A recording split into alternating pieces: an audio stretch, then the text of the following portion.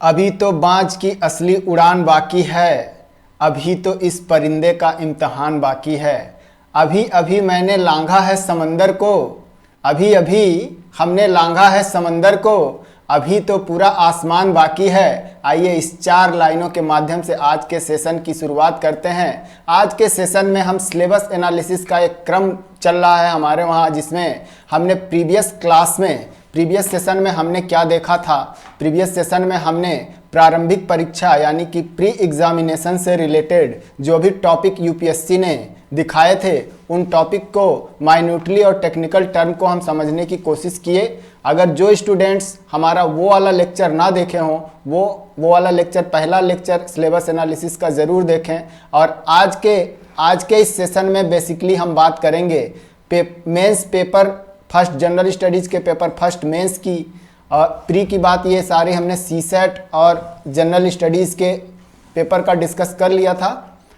चलिए बेसिकली हमारा ये जो सेशन है सिलेबस एनालिसिस का सेशन है, जिस क्रम में हमने पहले सेशन में जाना था प्री एग्जामिनेशन से रिलेटेड क्या सिलेबस हैं, यूपीएससी ने क्या सिलेबस डिज़ाइन किया है, उन सिलेबस की खूबियों को हमने देखा था। और उस टॉपिक में जो सब टॉपिक बन रहे थे, उन सब टॉपिक को हमने जाना था। और आज के इस डिस्कशन में हमारा मेन मुद्दा होगा मेंस में जो जनरल स्टडीज़ के 4 पेपर होते हैं, उसमें पेपर फर्स्ट जनरल स्टडी यानी कि पेपर फर्स्ट की डिस्कशन आज होगी। आज के डिस्कशन में ये पेपर फर्स्ट मेंस का मेन विषय है और इसके सभी टॉपिक के और सब टॉपिक की बात करेंगे आज के सेशन में। तो चलिए आज के सेशन की शुरुआत करते हैं यहाँ से। इसका पहला टॉपिक है भारतीय संस्कृति में प्राचीन काल से आधुनिक काल तक के कला के रूप।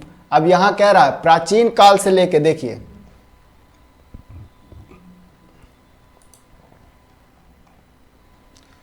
प्राचीन काल से लेके आधुनिक काल तक के कला के रूप। प्राचीन से आधुनिक काल तक कला के रूप। अब देखिए इसमें आपको बेसिकली आपसे क्या जानना चाहता है। कला के रूप, अगर देखिए प्राचीन काल से अगर हम बात करें तो प्राचीन काल की जैसे बात होती है सबके दिमाग में हड़प्पा आता है। हड़प्पा से लेके और आधुनिक काल तक, आधुनिक युग तक के सभी कला प्रतिरूपों का, सभी कला प्रतिरूप जैसे कौन से हो गए,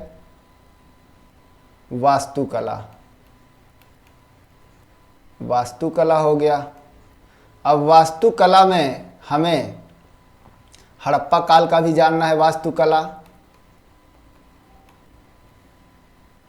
वास्तुकला बेसिकली भवन निर्माण, इंफ्रास्ट्रक्चर डेवलपमेंट आदि से रिलेटेड होता है, इन्हीं सब चीज़ों से रिलेटेड होता है। बेसिकली भवन निर्माण के लिए जाना जाता है।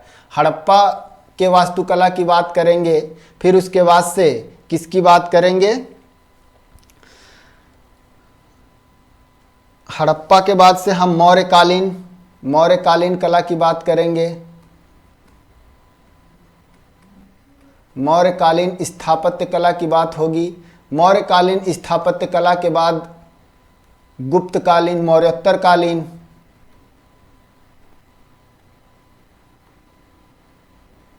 मौर्योत्तरकालीन के बाद से गुप्तकालीन कला की बात। वास्तुकला की बात अभी हो रही है। इन सारे वास्तुकला जो भी जिसने भवन बनवाया, जो भी ये डायनेस्टी थी, जो भी एम्पायर था, इनके जो भवन बनवाए, इनके टाइम में जो भी प्रतिरूप रहे हों कला के, भवन निर्माण के, उन सारे चीज़ों को एक एक खूबियों को एक बारीकी से समझना होगा। क्योंकि यूपीएससी मेंस बहुत ही कॉम्प्रिहेंसिव स्टडी वाले स्टूडेंट ही उसके क्वेश्चन को समझ पाते हैं कि एक्चुअली वो हमसे जानना क्या चाह रहा है। ठीक। और इसके अलावा हमें दक्षिण भारत का भी थोड़ा सा देखना होगा कि इस टाइम दक्षिण भारत में किस तरह का वास्तुकला व्याप्त था। ये तो था हमारा वास्तुकला। और वास्तुकला के बाद से एक और सेगमेंट आपका आता है चित्रकला, इसमें चित्रकला भी देखेंगे हम।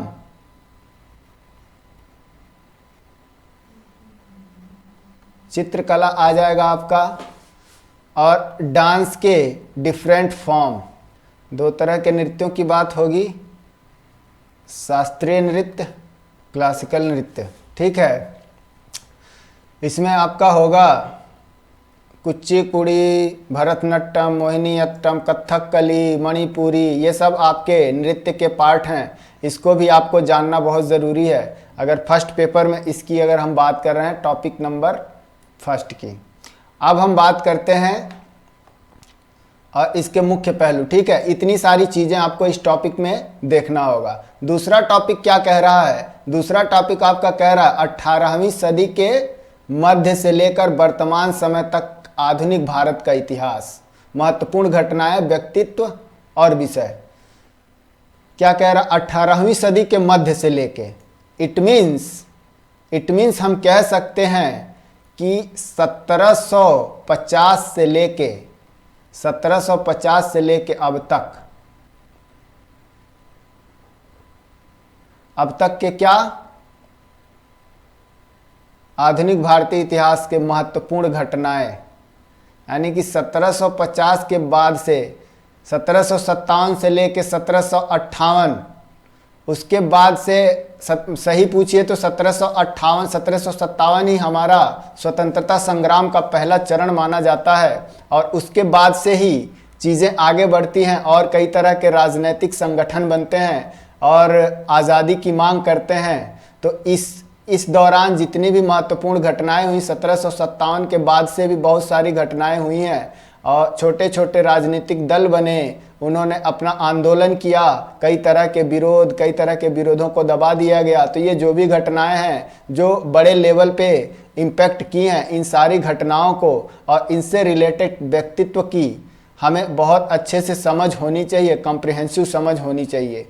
चलिए, अब अगला टॉपिक आपका क्या है? अगला टॉपिक कह रहा है स्वतंत्रता संग्राम, इसके विभिन्न चरण और देश के विभिन्न भागों में इसमें अपना योगदान देने वाले महत्वपूर्ण व्यक्ति और व्यक्तित्व का नाम।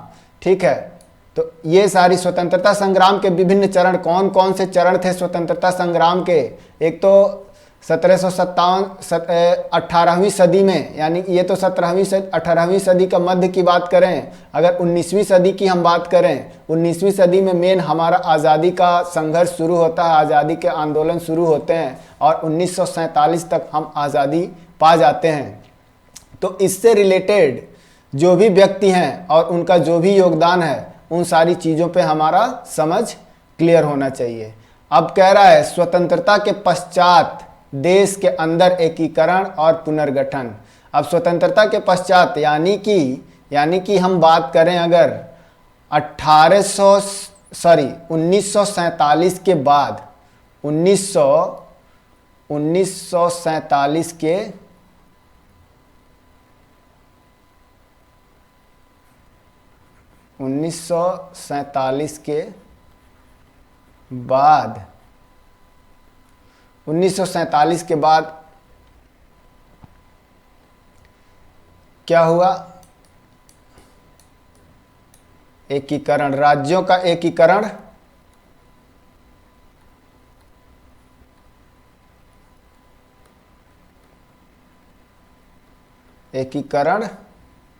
और रियासतों का विलय, रियासतों का विलय भी कराया गया आज़ादी के बाद। तो इन घटनाओं को हमें देखना है, इन घटनाओं को हमें अच्छे से समझना है।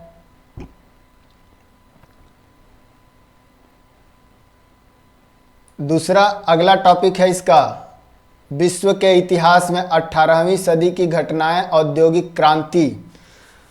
18वीं सदी की घटनाओं में कह रहा है औद्योगिक क्रांति, और क्या कह रहा है? विश्व युद्ध, राष्ट्रीय सीमाओं का पुनः सीमांकन।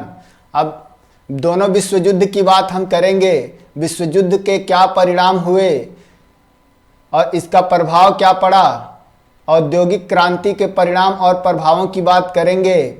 राष्ट्रीय सीमाओं का पुनः सीमांकन, जैसे जर्मनी का एकीकरण, जर्मनी का विलय, ये सारे मुद्दे हमें देखना है। और उपनिवेशवाद की बात करनी है और उपनिवेशवाद की समाप्ति की बात करनी है। उपनिवेशवाद क्या होता है? उपनिवेशवाद ये होता है कि किसी राष्ट्र के द्वारा किसी दूसरे राष्ट्र के संसाधनों का अपने निहित स्वार्थ के लिए दोहन या शोषण ही औपनिवेशवाद कहलाता है। जिस तरह से अंग्रेज दुनिया के कई सारे देशों को अपना उपनिवेशवाद बनाए और उनके संसाधनों का शोषण किया, तो इसको हमें जानना है। इसके बाद से इसकी समाप्ति कैसे हुई? राजनीतिक दर्शन की अगर हम बात करें तो कई तरह के दर्शन दुनिया में पाए जाते हैं। साम्यवादी दर्शन हो गया, मार्क्सवादी दर्शन हो गया, समाजवादी दर्शन हो गया, पूंजीवादी दर्शन हो गया। तो कंटेम्परेरी वर्ल्ड में ये जो दर्शन हैं, इनको हमें अच्छे से समझना है।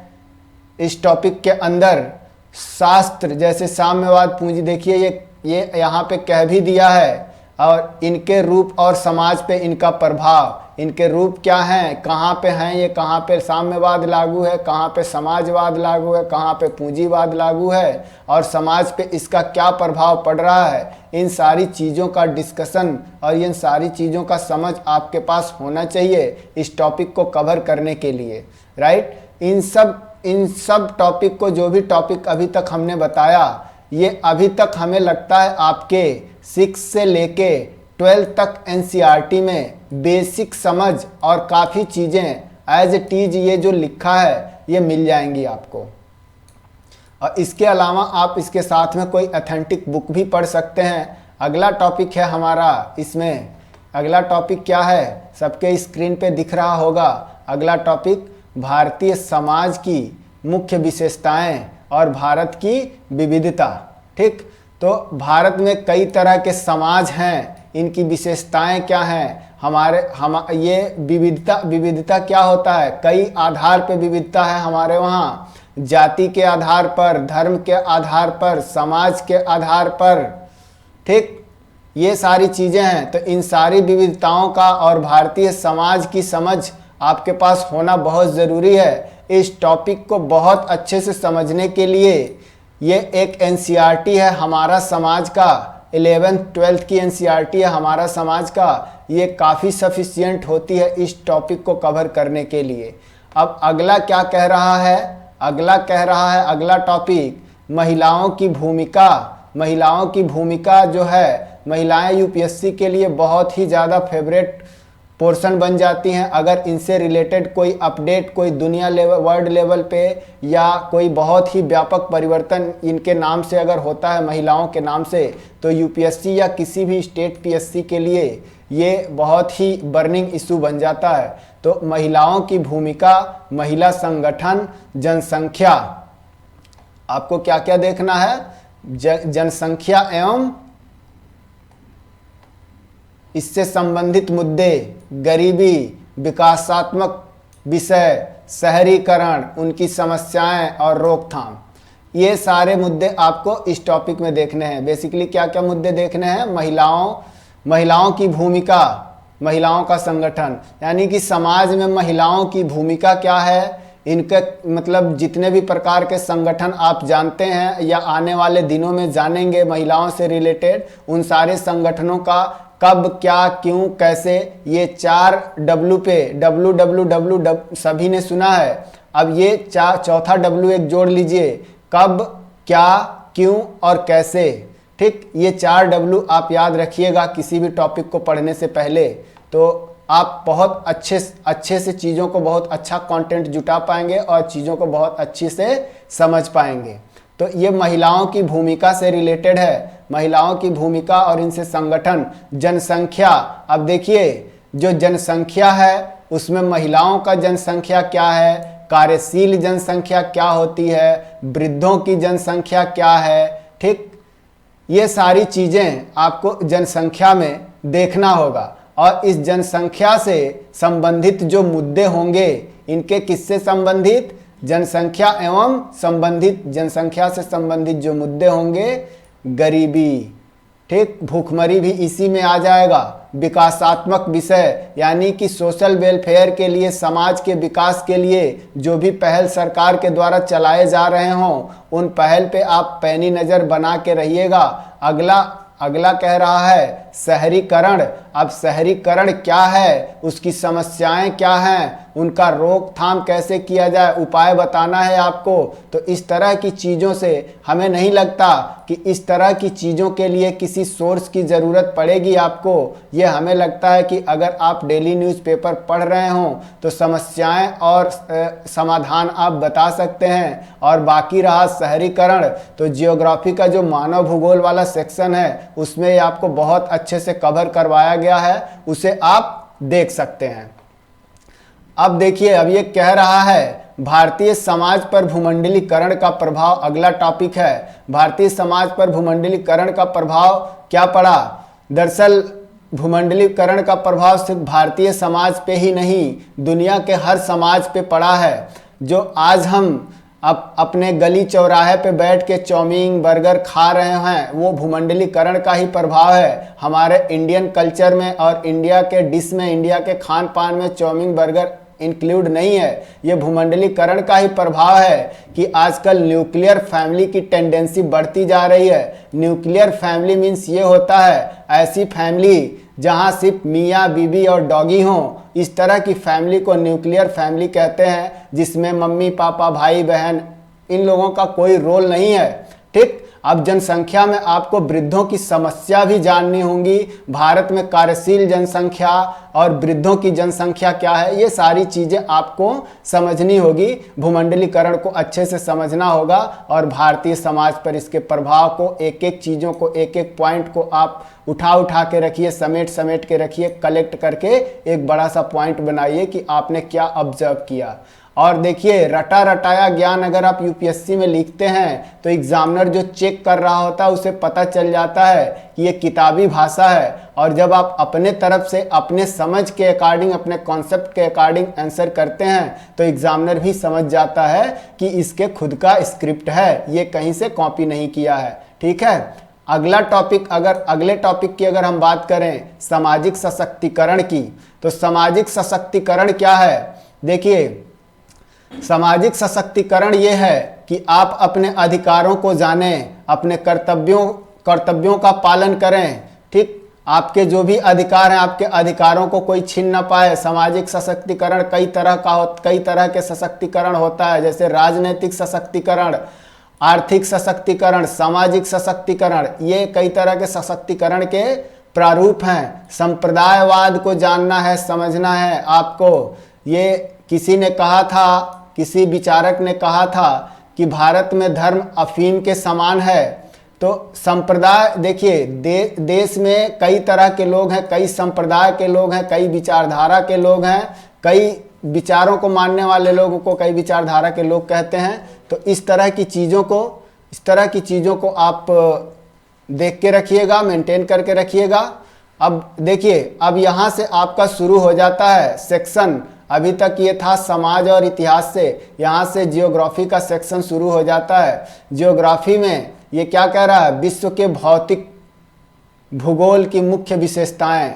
अब भौतिक भूगोल क्लास 11th के एनसीईआरटी जो है, ये टोटल भौतिक भूगोल है। इसमें आपको जियोमार्फोलॉजी, क्लाइमेटोलॉजी, क्या कहते हैं, ओशियनोग्राफी, ये सारी चीज़ें आपको पढ़ने को मिलेंगी। और भी बहुत सारी चीज़ें फिजिकल जियोग्राफी में आपको मिलेंगी पढ़ने को। अब ये कह रहा है कि विश्व भर में मुख्य प्राकृतिक संसाधनों का वितरण।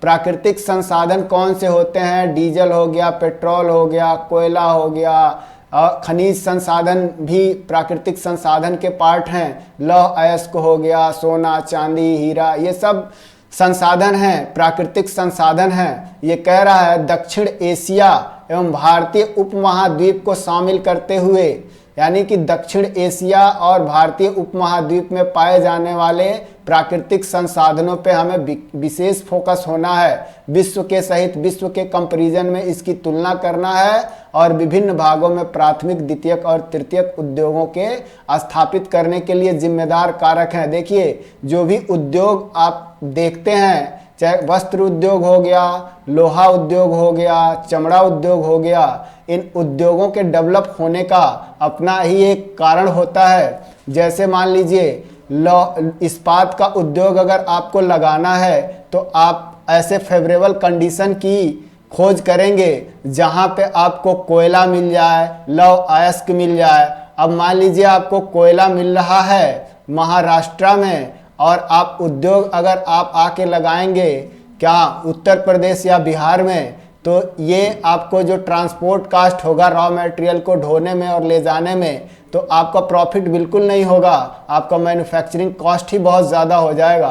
तो इसी तरह की चीज़ों को मतलब ये वहाँ की भौगोलिक परिस्थितियाँ डिसाइड करती हैं कि किस भौगोलिक परिस्थिति में किस तरह के उद्योग डेवलप हो सकते हैं। अब देखिए, आपको और क्या क्या पढ़ना है। भूकंप पढ़ना है, सुनामी पढ़ना है, ज्वालामुखी पढ़ना है, चक्रवात पढ़ना है। ये आपके जियोग्राफी की एनसीईआरटी में बहुत अच्छे से कवर किया गया है इस चीज़ को, ये आप वहाँ से कवर कर सकते हैं। जैसे महत्वपूर्ण भौगोलिक घटनाएं, जैसे महत्वपूर्ण भौगोलिक घटनाएं जैसे करंट में भी कुछ न्यूज़ चल रहे होते हैं, अभी उत्तराखंड का चल रहा है, तो इस तरह के मुद्दों पे आप फोकस होके रहें। भौगोलिक विशेषताएं कि हर जगह की अपनी एक भौगोलिक विशेषता होती है, उन विशेषताओं को ध्यान में रखें। जैसे कोई जगह होता है जैव विविधता का हॉट स्पॉट होता है, कई जगह ऐसे होते हैं जहाँ पे जीव बिल्कुल ही नहीं पाए जाते, तो हर जगह की अपनी विशेषता होती है, तो इन विशेषताओं पे भी ध्यान रखेंगे। जैसे अब जल स्रोत की बात करेंगे कि जल स्रोत कहाँ है, हिमावरण ही तो जल का सबसे बड़ा स्रोत है। फिर वनस्पति और प्राणी जगत में होने वाले परिवर्तनों और प्रभावों की बात करेंगे। चलिए ये सेक्शन आज यहीं पे समाप्त होता है। इस होप करता हूँ कि आप सबको ये सेक्शन अच्छा लगा होगा, ये सेशन सबको समझ में आया होगा और आज के बाद से सिलेबस देखने के बाद से, सेशन के बाद से आपके पढ़ने की दृष्टिकोण शायद बदल जाए। अगर आपका दृष्टिकोण बदल जाए तो मैं अपने आप को सफल समझूंगा। आज के क्लास में बस इतना ही। बहुत बहुत धन्यवाद हमारे साथ बने रहने के लिए। All the best, take care, bye bye.